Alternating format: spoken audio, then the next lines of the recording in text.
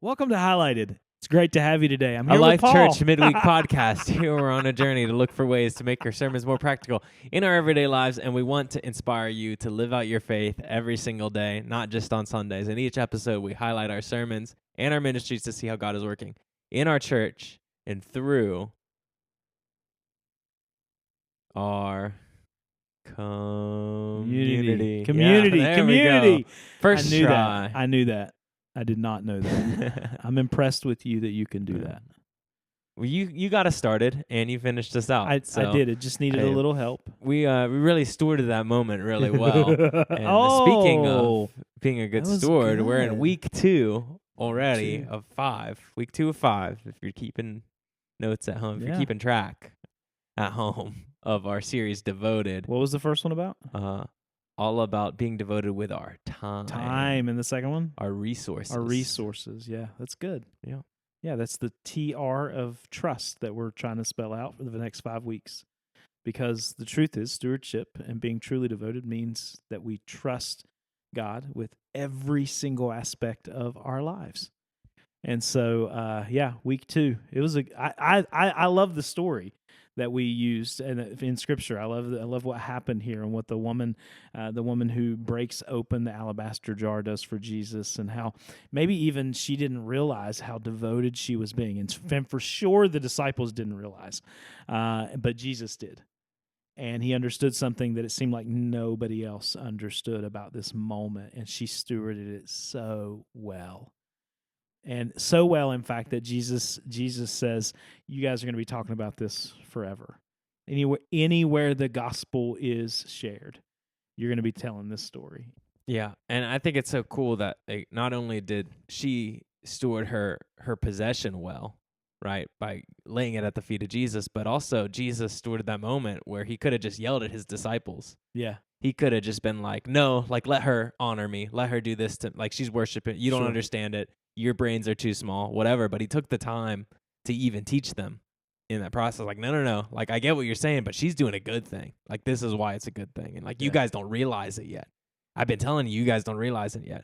But instead of just kind of shaming them, and he kind of put them in their place, but it wasn't just to leave them there. Yeah, but he did so in a way that he stewarded that moment well, which is a great example for us, because I don't steward moments well all the time, right? Like moments where they could be teaching moments for my kids, or moments where I could like really drive home a point or something. I just don't, sometimes it just doesn't get stewarded well. But the thing is, for her, and she gets to see the example of Christ, but also be the example that Christ used, which is incredible. Like that has to feel pretty good in that moment, because I'm sure there was some immediate shame when the disciples said what they said. I'm sure there was this moment of, oh my goodness, did I just mess up? And Jesus says, no, you thought this through, whether you realize what you're doing or not, this matters. And so I think we a lot of times don't think about our resources. And when we say resources, if you didn't see the sermon, what we're talking about is things that we already own. And if you didn't listen to the sermon, pause this right now. Go back and listen. Go back. It's literally the first episode before this. Yeah, you need to do it, because it's important. And if you didn't listen to the one before then, you really need to listen to to that one. Listen to that one. Yeah, and so, by the way, series, you can listen to individual messages, but you should listen to them all, because there is an overarching message that's being spoken through all of them. And so, and in this one, there definitely is. And that overarching message is that trust, and that trusting God with our lives is what it means to be devoted. Trusting God with every aspect. So it's weird to me, Paul, that we trust God with our eternity, but we keep our most prized possessions away from him, right? Like, we're okay with saying, God, I believe that you are going to prepare a place for me in heaven. I'm going to spend eternity with you, but my turtles, Leonardo, rubber duck, you can't use. And I can't even have it. You either, can't even have it. I asked you tried. before we started the episode. I said, "Oh, that was so nice. You got this for me," and he laughed. That was not a stewarded moment. And so I own this. Like, it's crazy, right? It's just a little rubber duck, but it brings two pieces of my world together. That And it's still in the box. and it's still in the box, which is crazy. And so I talked about this on Sunday about like how we leave things in and we kind of do these things. Like nobody's ever going to play with this in the bathtub, right? Ernie from Bert and Ernie on Sesame Street. Rubber ducky, you're the one. You make bath time lots of fun. I don't know. Do you know what Sesame Street? Okay, yeah, you're pretty young. I didn't even know if you knew what Sesame Street was. I just wanted you to sing the whole you wanted song. Me to sing? I know the whole song. Do you really want me to sing the whole thing? No. Ironically, that's not going to store our time very well. I recognize that you're joking, but I want to show you something. You guys aren't really going to get to see this. I'll hold it up for you to see.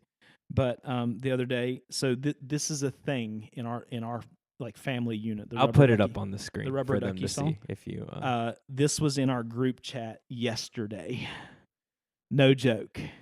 And so I know you probably I'll can't throw it see up. that. I'll throw it. But, send it to me. I'll send it to you. So in case you ever really want to know how the song goes, Rubber Ducky, you're the one. You make bath time lots of fun. Rubber Ducky, I'm awfully fond of you. Voo do. But here's the best part. This is totally off topic. I've been off topic all day. Yeah, that's okay. Ernie in the song laughs, and he's like, and it is the funniest thing. And my kids get a kick out of it, even as teenagers.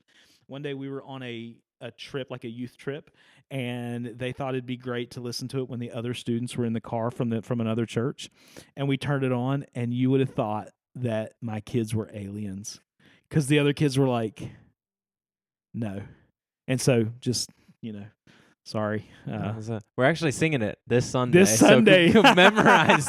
We're not going to have the words on the screen, but you're going to have to do that. That's fantastic. I love it. So back on track. Like, it's easy for us to trust God with our eternity, but not always with our resources, not always with our time. And as we move forward, our understanding and our skills and our treasure. And so that's what this series is really about. We understand that being devoted isn't about saying, I love Jesus, right? That's important. We do need to say that. It does need to show through. But being devoted is about understanding that everything in our life we can trust Him with, our relationships. We can trust Him with our thoughts. We can trust Him with the things that we treasure the most. And while this isn't a huge, immense treasure for me, it was sitting in my office, and I thought, this Sunday I talked about stuff being in boxes and not being used. But this does bring together two parts of my world that help me interact with people I would not ordinarily interact with. And so if you own a Jeep, ducks are a thing, right? You're going to come out of a store one day and there's going to be a duck setting in your handle of your Jeep, and it's just a sign of appreciation for the fact that we both have Jeeps, okay?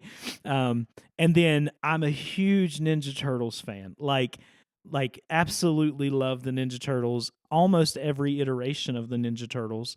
The newest one I don't like. Yeah, and if you listened to the week 1 of Devoted, you would have learned that. Right, exactly. Yeah. So this is why it matters. You got to go back and listen to the full sermon, because you got to know. And you find out in a very fun way. So you need to go back and listen.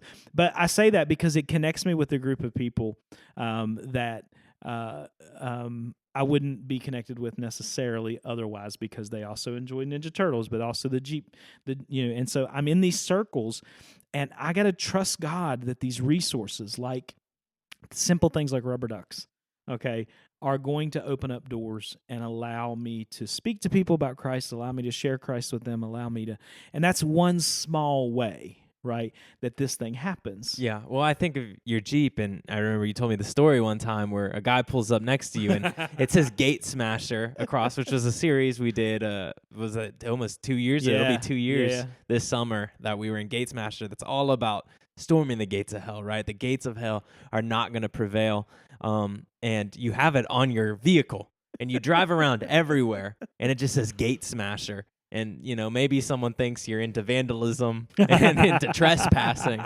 But this guy pulled up. He's a Jeep guy, and he didn't have his Jeep. He was driving someone else's car, maybe. Maybe he has a second vehicle. We don't know. Sure. But he rolled down his window, and you had your doors off, and he asked, like, what is that all about? What does that mean? And you tell him, it was like, well, Jesus, he tells us. And he was like, well, I'm not Christian or anything, but heck yeah. I rock with that, but he didn't say heck yeah. Yeah. So, I mean, even in that moment, that's kind of silly, and we can laugh on it, like just enough of you to take your time at a red light. to even point him in the direction of Jesus. And while Right. you only have till that light turns green, it's not like you can lead him to the Lord in that moment. But even just stewarding your vehicle, Right. and even though it is kind of embarrassing or misunderstood or people aren't going to get it, you get it, and Right. it can lead to those conversations. To perhaps we don't know where he's at now. We don't know what he was kind of dealing with internally, but even just that, this is what this is about. Right. And we don't know how the Lord is going to use that. So just being available to take, hey, here's my vehicle. Yeah. And the thing is, it makes it really funny because you have these moments, but also that God can use those moments that you didn't think amounted to anything. And most of our lives have those moments that we think, that somebody else thinks didn't amount to anything, but it mattered so much to us.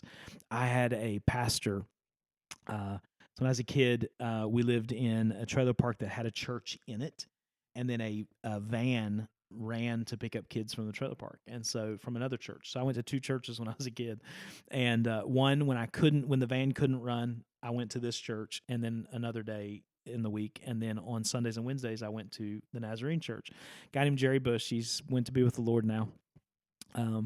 But it was the pastor of the church there, and when we were moving from that area to another area that I wouldn't be able to come to church there anymore, we had a special like pastor appreciation dinner that day. Like it was my last Sunday, but it was pastor appreciation, and he was wearing a boutonniere, just a little blue flower.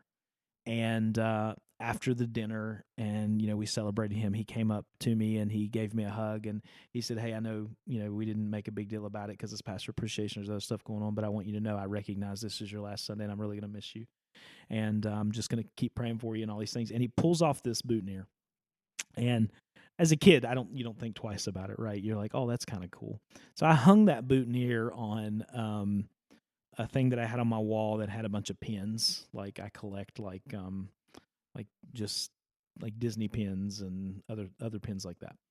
And that boutonniere sat there, dried out, and kind of preserved in that in the environment that it was in. Now I still have that boutonniere, and it was just a flower. But the significance of that flower from a pastor who I know loved me and who I know poured into me changed me fundamentally at that time, and led in part to where I'm at today. And so those small moments where we just say, "God, this flower is yours," right? It was his day, right? The flower was his to signify that he was somebody special that day. And yet he hands it to me, tells me he loves me, and that moment becomes something very special.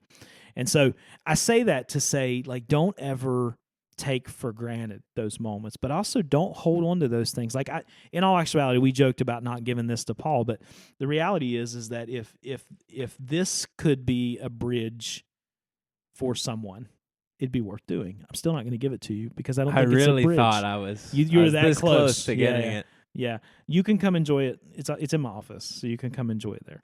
But I'm kidding. You can have it if you want it.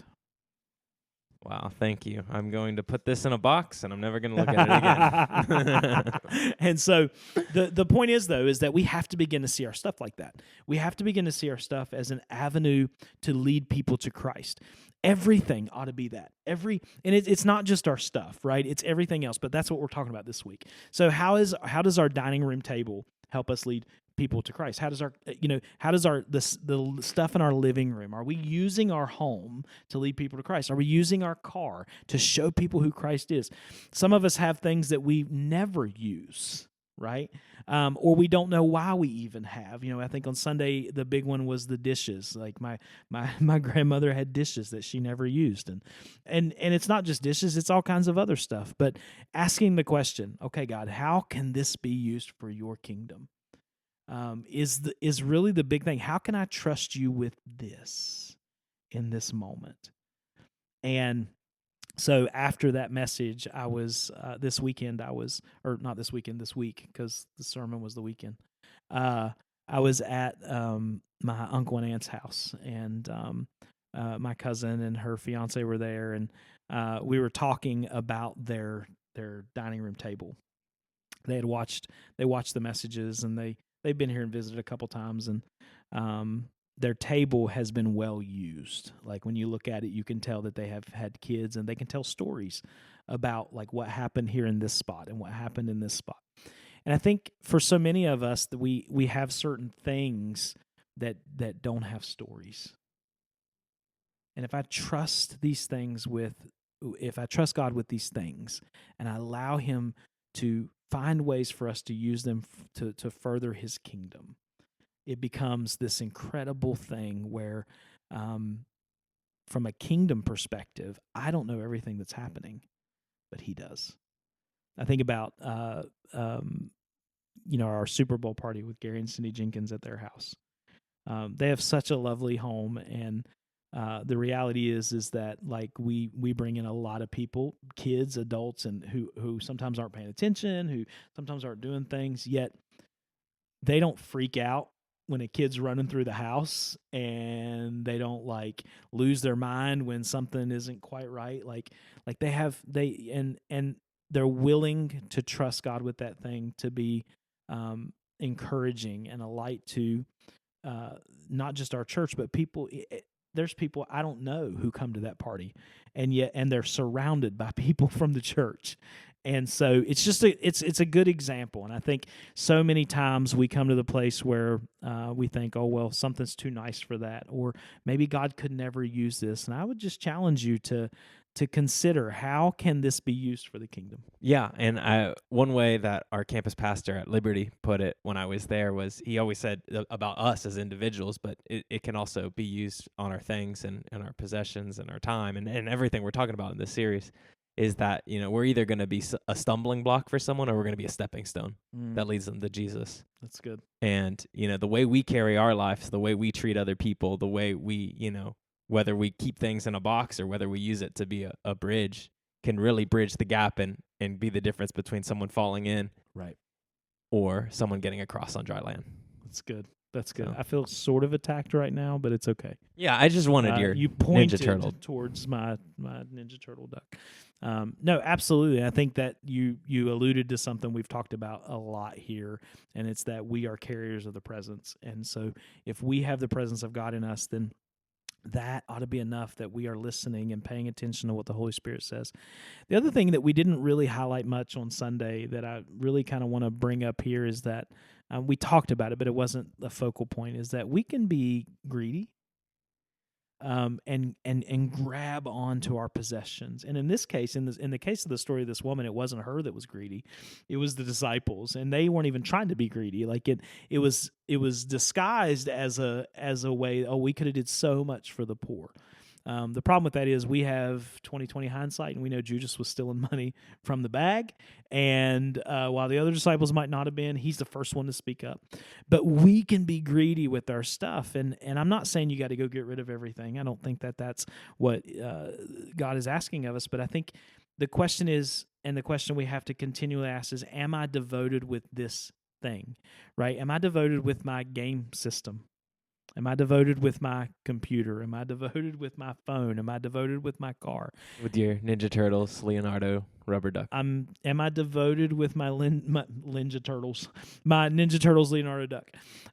Yeah, absolutely. And I think the real answer to that question a lot of times is that there are some things that we're happy to just let people use and let the kingdom of God kind of overtake and make a reality. Then there are things that we're like, no, that's not going to happen. And those can be big things or small things. And we're talking about being devoted, and I think that's the important piece to all this, is that devotion is full devotion when it comes to God. He's not looking for half of us or a part of our world. He wants every piece of us. So that side of me that owns the Jeep, he wants, right? That part of me that loves the Ninja Turtles, he needs. Okay. Yeah, and I think the cool thing about God is he doesn't need your Jeep. Sure. Right. He needs you to be willing to give it up. Right. Yeah, and because it that's shows the my thing devotion. about our stuff is, like you said, we're selfish, and we want to keep it all to ourselves. And even little thing, even Ninja Turtles ducks that you could get at Five Below for $5. I mean, you didn't. He got swindled. I got ripped off. He got swindled. But But the same goes for our stuff and our money and our time and everything we're going to talk about. Is it's not that God needs any of it. He doesn't need us. Right. But he wants us to be fully devoted to him. Yeah. And once we can let go of our hands that are holding tightly to stuff that, like you said at the beginning of this episode, doesn't truly matter. Right? We're only here for a little bit of time. Yeah. And fully release it to him. That's what he's looking for. It aligns with this idea that we call choosing, I almost said choosing kingdom trust. I'm sorry. It's kingdom change, right? Not kingdom trust. It's this idea that I am willing to hold everything like this so that God can use it no matter what that means, right? Am I okay with the change that he wants, even if I don't like it? And it's a real challenge for us because, especially as it pertains to our stuff, because we live in a world that just collects and collects and collects. When we moved from our last house to the house we're in now, I got rid of so much stuff. And if we did that again now, I could get rid of double that. Like, it just accumulates so fast. And so it's a real challenge to say, okay, God, how can you use this? Because it's just sitting here, right? Or maybe I do enjoy it all the time, right? Maybe I do. Like, I love my Jeep, man. And I know we've talked about it a few times today, but I love my Jeep. You own a Jeep? Yeah, I know, right? I didn't know that. But it has to be his if I'm fully devoted, no matter what that means. And that's really hard. That's a really difficult thing to kind of lean into and say. It's hard for us because our nature, our sinful nature, wants to be selfish and wants to say, I'm going to need this. I'm going to have to use this or whatever. And yet this woman who really gave up her security in this. This is the thing that we don't recognize from this story, is that she just didn't break open a jar of perfume. Like, she broke open a jar of perfume that was her security. She literally said to Jesus, my future has to be in your hands because I have nothing now. That's a big deal. And I wonder how many of us would truly say to Jesus, I trust you so much that I'm going to give you even my future. It's tough. It's a harsh reality, but yet we serve a God who is not burdened by needing something from us. He wants us and our devotion. Yeah, absolutely. And I would just love the practicality. Again, I say this every week of every series for the last year now. But it's true. I mean, there's so many simple truths that, we grow up in church learning, or you come to church and you're like, oh, we give. Yeah, okay. Oh, people volunteer. Okay, that makes sense. And we kind of go through the motions of it almost because we don't really understand what it means to be truly devoted with these things. Right. But I love that we're taking the time. We're taking 5 weeks even to stop and to think about this idea that how are we trusting God? Yeah. How are we being fully devoted, not just with our things, but with our lives, with our future, with our family? And, that's a hard thing to do is to put something in someone else's hands and trust them. And spending 5 weeks talking about it is a challenging thing to do. Right. But again, I just love how practical and how simple this series is. And it's just making me let go of some of the grip that I have, and is really challenging me to not be so heavy-handed when holding on to things. But I love this series. We're almost halfway done. Almost Sunday. So halfway through your sermon Sunday, we'll be halfway done. Yeah. But I love it. Easter's coming, so man, make sure you're getting your candy in for Easter Fest. Inviting people to church for Easter Fest and for Easter Sunday, Good Friday, all of the fun things. Via Dolorosa. There's so much going on. So as always, stay connected. And we love you, and we can't wait to see you again soon.